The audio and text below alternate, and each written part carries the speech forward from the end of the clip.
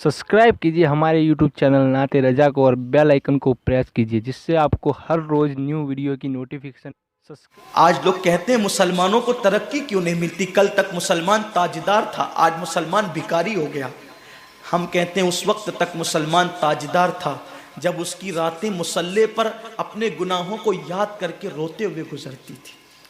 अब तो रोना ही नहीं आता, क्यों? क्योंकि गुनाह का एहसास खत्म हो गया। एहसास जिया जिस कौम से खत्म हो जाए फिर उस कौम को खत्म कर दिया जाता है। अल्लाह के हबीब सल्लल्लाहु अलैहि वसल्लम फरमाते हैं, अगर तेरे घर में कोई झांके और इस्लामी हुकूमत हो और तू उसकी आंख में नेजा मारकर उसको अंधा कर दे तो तुझ पर कोई मुआखजा नहीं। उसने झांका क्यों था? इस्लामी हुकूमत हो तो कानून ये है, आप किसी के घर में झांक नहीं सकते। और आज हालत यह है कि पड़ोसी की बेटियां हमारी नजरों से महफूज नहीं। कौम तुम्हारा अच्छा मजाक उड़ा रही है। आसिफा की आबरू की हिफाजत करने के लिए एहतजाज करने निकले हो, तुमसे गली की बच्चियां महफूज नहीं।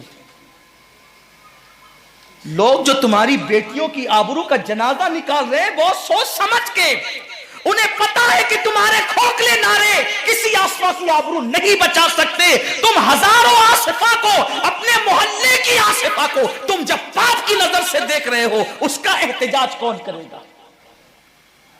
बेटियों की आबरू का तहफ्फुज पापी निगाहों ने कभी नहीं किया।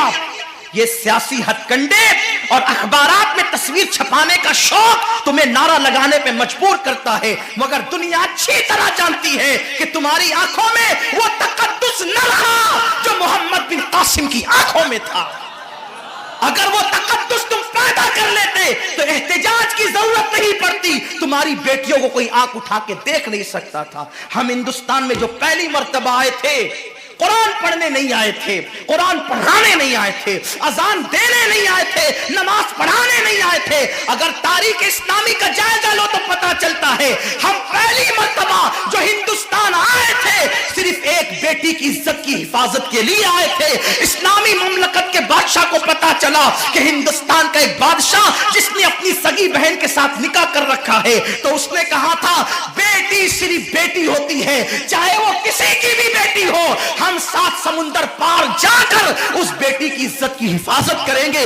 ये और बात है, तुम बेटी की इज्जत बचाने आए थे, लोग तुम्हारे किरदार को देख करके इस्लाम कबूल कर लिया करते थे, ये और बात है।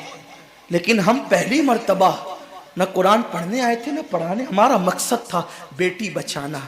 आज लोगों को सूझ रहा है बेटी बचाओ बेटी पढ़ाओ। हमने तुम्हारी बेटियों की आबरू बचाया है, आज हमारी बेटियों पे नज़र मत डालो, इसलिए कि हमने एहसान किया है, बहुत बड़ा एहसान किया है। जिनकी बेटियां चिताओं पे जला करती थी, इस्लाम ने आने के बाद उनको सुहागन बनने का तसव्वुर और शऊर अता किया है। लेकिन बात आज इतनी है, न इधर उधर की तो बात कर, ये बता कि काफिला क्यों लुटा। मुझे रहजनों से गरज नहीं, तेरी रहबरी का सवाल है। वो जवान जो किसी कौम का सरमाया, वो जवान जो तारीख दां और तारीख साज होता है, वो जवान जो मिल्लत की आबरू होता है, वो जवान आज अपने मोहल्ले की बेटी बहू पे गलत नजर डाले। और हद तो यह है कि अब कोई रोकने वाला भी ना रहा। बिल्ली के गले में घंटी कौन बांधे, और इसी को लोगों ने फैशन समझ रखा है। फिल्मों के मनाजिर हम अपने मोहल्ले में दोहराएंगे तो यही हाल होगा जो देख रहे हैं। हम फिल्मों के मनाजिर दोहराने के लिए नहीं आए थे, हम तो यहाँ इबादत के लिए आए थे, हम तो यहाँ निगाहों के तकद्दुस के लिए आए थे।